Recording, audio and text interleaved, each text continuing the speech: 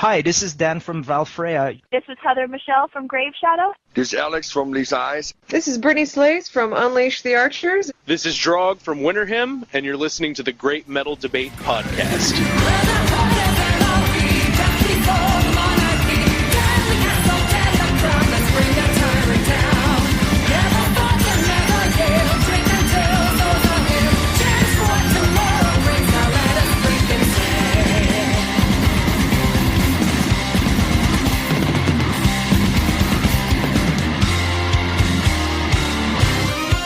Hey Metal Warriors, welcome back to the podcast for another metal artist interview. I'm here with Justin and Nathan from Epic Folk Metalers Adavant. Guys, thanks for joining us on the Great Metal Debate. Thank you for having us. Adavant hails from Arizona. If you would, we haven't had a lot of bands from the Southwest U.S. Tell us a little bit about the metal and music scene out there. Are there good music venues for small and indie bands in your area? There are some. There's not a good amount of them, but they're not consistent. They'll pop up, and then a year later they're going to be gone. We have a good range of like mid-sized venues. I want to say here, like we have Joe's Grotto, Club Red. That's where our seed release party is going to be at. Yucca Tap Room's a really good small one. They do a lot of free shows. Not a ton, decent amount, hit or miss. We probably played at 8 different venues that no longer exist. I think that's something I hear from a lot of metal bands from throughout the U.S., that places will pop up and then go under pretty quickly. Same thing happens here in Arizona. Well, for those who aren't familiar with Adavant, can you give us a brief sketch of how the band initially came to be? The band, as it is now, is quite different from when it first formed. Me, Justin, me and Andy formed the band back in 2007, in November of 2007. All the original members, we never released anything with them. Everyone except me and Andy is gone. But about a year and a half or so after we formed the band, I think it was about that time frame, we ended up getting Nathan on vocals and Jake on drums.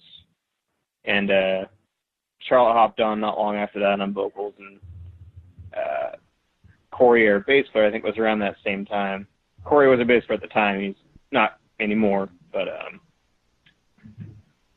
2007 started by me and Andy hanging out in my garage, the house that I lived at. He brought the project to me initially. He wanted to try something new, and I was totally on board with it. We knew each other through a mutual friend.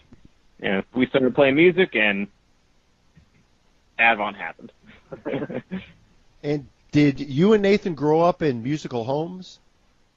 I didn't. I'm the first real musician in my family. My mom used to play piano, and my brother and sister were both singers.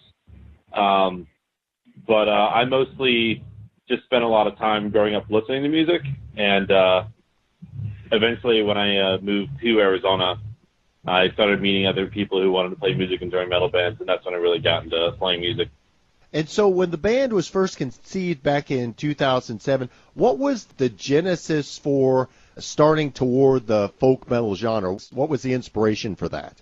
That was really Andy's doing it first. I personally, at that time, I was 19 or 20 years old, and I wasn't familiar at all with folk metal.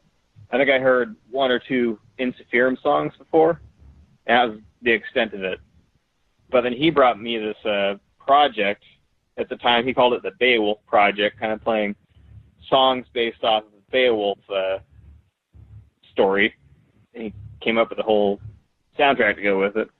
That was kind of more folky themed. And then he introduced me to Fintroll and Teresis and Winter Sun, and I mean, the list goes on with all the folk metal bands. But the whole folk metal approach, Andy is the one who brought that to the table. Since that time, have you all had the opportunity to play bills with other folk metal bands? Absolutely. I like to think we played with most of the big ones. I'm staring at our Pagan Fest poster right now, where we played with Inspirum, Tyr, High Devote, Trollfest. We played with Ailstorm numerous times, Corpaclani, Teresa's, Winter Sun, Ventral, Elevati a couple times. I think all but Equilibrium. Equilibrium's the only big one, and they just haven't been here. Love Equilibrium, but they've never been to the States. You've certainly shared the stage with some of the big names in that genre. That's pretty amazing. Are there any other local folk metal bands, or do you find yourselves, when you have local shows, are those mostly cross-genre type concerts? Our shows are almost 99. Any local shows, it's 100% cross-genre. Only time we ever really play with other folk metal bands is when we're playing a folk metal tour that's coming through that we're opening for. Our CD release show that we are playing on January 27th at Club Red, we're playing with a newer, I'd like to call them like a blackened folk metal band. They're called Olden from Tucson, but they're very recent. Well, I haven't heard of Olden, so I'm going to definitely check those guys out. Let's talk a moment about the band's upcoming release, the new album, The Unyielding, set to be released at the end of January. How long have you all been working on this album? Well, that album, we took about a year hiatus to write the entire album. We started with a combination of writing some of the songs and then having sessions where we just write the whole story, because we really wanted this to be a solid concept album. And that, along with getting Ryan on the album, took about a year and a half, I want to say. Yeah, we had very few shows in that time frame, but yeah, like Nathan was saying, we took almost a year hiatus to really solidify the album and get that down. And then we decided, hey, let's get a second guitar player. We never had one before. And it added a whole nother heaviness. We got to throw some more harmonies in there. It's sounding good now. I'm glad we took the time to do it.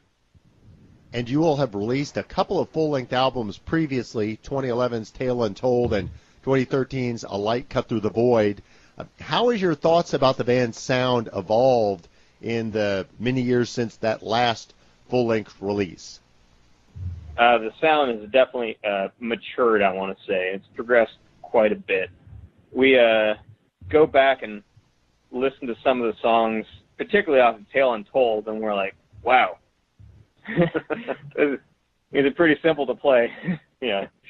Don't get me wrong, they're still fantastic songs, and we still play them live all the time, but the music has definitely matured, become more complicated. Off this newest album, even in comparison to A Light Cut Through the Void, I like to think our folky tracks are more fun. The heavier tracks, they're heavier, more driving. We have some more complicated music on here. It's a solid progression from the last two albums for sure. I also want to say it's a lot more diverse. Whereas some of the other albums you'd have like 2 or 3 different types of songs. On this new album, I'd say every song just about is dramatically different from the others. And is that just a natural evolution of the band's sound? I definitely think that was natural. I don't think there was any intention of changing the sound at all. Just kind of, it happened naturally. Just me or Andy were the primary songwriters, kind of sitting around on our own thinking of music. And like, hey, this sounds good. Let's bring this to the table and see what everybody thinks about it. The only difference between this album is that a lot of the story was actually written, or at least generally thought out before some of the songs. So that is true. That may have influenced a little bit of it. That's the only real difference. Yeah, we have, I guess, with the storyline factor, we do have something to base the music around. So we can kind of theme the music around the storyline this time. Well, talk about that a little bit, because I understand this is something of a concept album. Can you share with us, without giving away the entire plot, a little bit of the feel of what's going on with this album? Sure. So we wanted to, since the first album was a concept album, but it was written with a lot of different lineup changes, we really wanted to have like a solid concept, like a story go through this whole album. So it revolves around this character named Darius. And he's sent on this journey that takes him through a lot of, different walks in life, different groups of people. And it shows a lot of, like, perspective change on it. And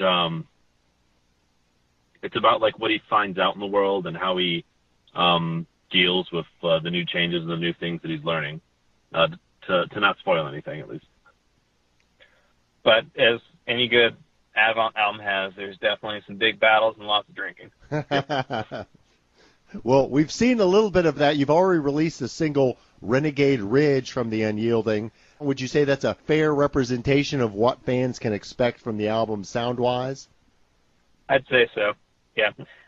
It's driving, it's heavy, it's fun, it's folky. It's obviously, like Nathan was saying earlier, there's lots of diversity within the album. It's hard to pick one song that represents it all, but I think that does a decent job of it. And along with the single, you also produced a video with that, which you mentioned drinking earlier. Shows you guys out there drinking and having a good time. What was it like making that video? That was so much fun. We fortunately there wasn't a lot of precipitation here in Arizona, so we went up to the high country up on the rim. We have a nice spot that I think represents Renegade Ridge pretty damn well. And there's no snow up there yet, so we were able to go up there in the cold weather and film an awesome music video outside. Got a lot of friends up there.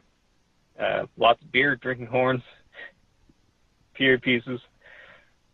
Yeah, it was a blast to film. The band portion, the band shots back here in town, it was a blast. And we highly recommend Nate Doan as a videographer. He did a fantastic job. Yeah, it's really cool. I think it very much fits, the video feel fits with the music. Absolutely. You've mentioned earlier, Nathan, you do vocals along with Charlotte as well. Obviously contrasting styles there. I'm curious, at what point in the composition process do you decide how to break down the vocal duties? So it's we try not to keep it the exact same every song, like me singing the heavy parts, her just singing with the more melodic sections. We try to mix it up a bit. So we experiment a bit. Like we try to write different parts for her, see what sounds good where.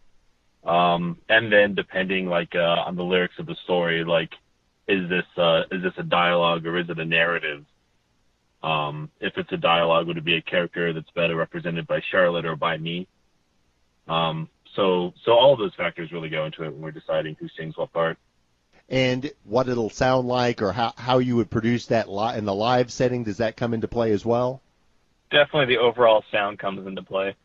There are some parts, like listening back, and you'll hear it when the album comes out, but we have the intro track, which is an overture of the album, but the first real song on the album,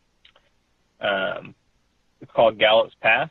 And the chorus of that song, I cannot picture Nathan singing at this point in time. Yeah. That part definitely sounds, you need that big operatic vocal feel, and that's what Charlotte brings. So there are definitely parts, heavy or not, where we know it would sound better with Charlotte doing her operatic vocals or Nathan doing his growls. So that definitely comes into play when we're doing the vocal selections. Well, guys, as I begin to wrap up with you, remind us what Adavant have planned as far as that album release, and then tell us maybe what plans you all have to support the release. So the CD release show is January 27th at Club Red. We have tickets on sale for that now at our Bandcamp, adavant.bandcamp.com. And following that, we don't have anything booked per se, but we have some. We can't announce them yet. Yeah. Nothing too big and going on a tour. We have some shows lined up after the CD release, and who knows? Hopefully this fall sometime, maybe we'll try to venture outside of Arizona a little bit. Yep, you can find us on Facebook. Just search for Adavant. We should pop up there. We've got a YouTube channel. Our Bandcamp is a great place to go now. Adavant.bandcamp.com. Yep. And that is also where you can go to buy any merchandise. You can buy the pre-order the physical or digital album of the Unyielding and any of the past albums also. And I just purchased the Unyielding online prior to this call. I can tell you it was really quick and easy to do, so I would encourage folks to definitely check that out, go buy that. I'm assuming you guys will be sending that out shortly after the release date. Yep, we'll definitely be sending it within a few days of the release show. Well, I would encourage folks to purchase that album online, and if you're anywhere around the Phoenix area, to go check out that CD release show on January 27th.